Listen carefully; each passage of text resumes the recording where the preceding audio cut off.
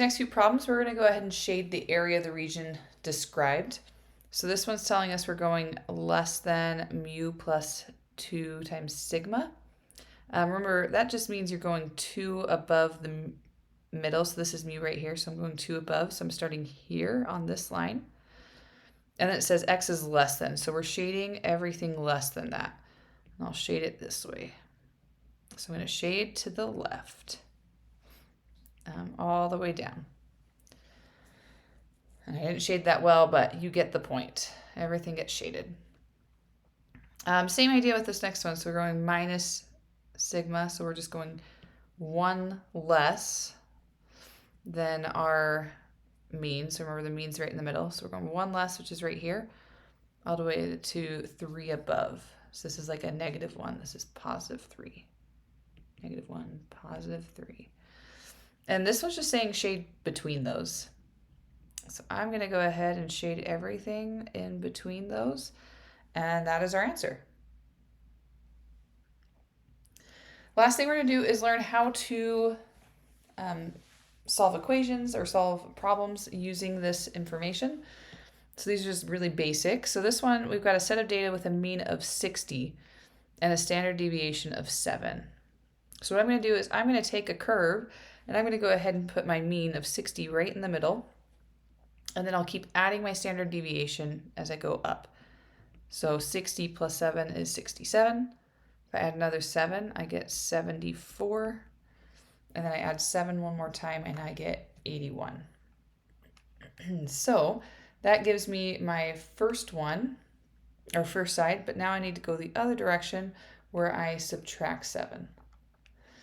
So the first one, 60 minus 7 is 53. And then we get 46 if I subtract 7. And then 39 if you subtract 7 one more time. And then we answer the questions. So according to this problem, first problem, we want to go between 53 and 74. So let's mark it for now. So 53 is here, 74 is here. To do this problem, I just need to know all my percentages. So I guess I'll write those down really quick. So remember the first two are 34%. I'm just going to use the small ones. This is 2.35%. Not 2.35, 13.5%. Got ahead of myself. The next one is 2.35%, and then the last one's 0.15%.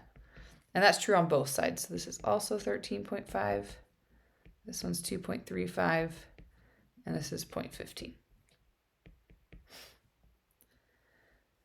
Okay, so in my region, we're just using these 3 right here. Let me circle them right there. So those are the 3 I want.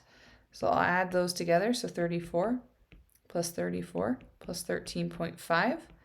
That gives me an answer of 81.5%.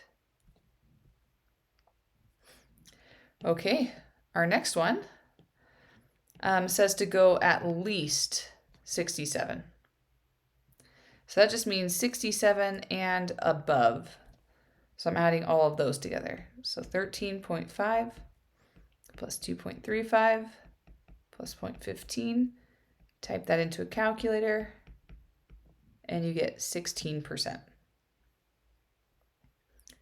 The next one says at most 60. There we go. At most 60 means you're going from 60 and below. Now you can certainly add all those percentages below, but because 60 is right in the middle, you can automatically just say, oh, that means it's 50%. Anything above or below 60 will exactly be 50%. But if you add all of these percentages together, you will get 50. So it'll work that way too. Okay, and then the last one on this problem asks which value has a z-score of -3. That just means I go 3 down from the middle, so 60, and that's at the 39. So 39 is the one that has a z-score of -3. Okay, let's do one more. Same idea, just 3 questions on this one though. So before I do anything else, I'm going to label my curve with my mean and my standard deviation of 2. So remember, mean goes right in the middle, so 44, and I'm going to add 2 to go to the right. So add 2, you get 46.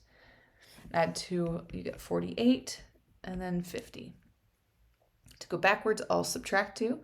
So they'll give me 42, 40, and then 38. And then we'll just find percentages. So this percentage, they will always stay the same for percentages. So I'll just write those down again. And they're the same on both sides of the curve. I'll put it on both sides, but you really just need to memorize or remember one side, and you've got it for the other. All right, and I didn't put the percent symbol on, but you get the idea. Okay, so we're going between 38 and 42 for the first one. So for the very first one, let's use this one. So 38's right here, 42's right here. So I'm just adding those 2 right in the middle.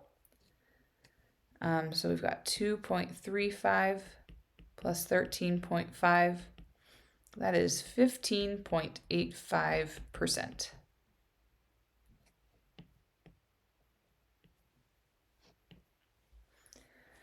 Okay, the next one says at least 40. So at least 40 means I go from 40 and I'm doing everything above. Now that's a lot to add. You can go ahead and add all of those numbers if you want. Another quick trick is just subtract the ones you don't want from 100. So we don't want the 0.15 on this side, so I'm taking those out, and the 2.35. If I subtract those from 100, I get 97.5%.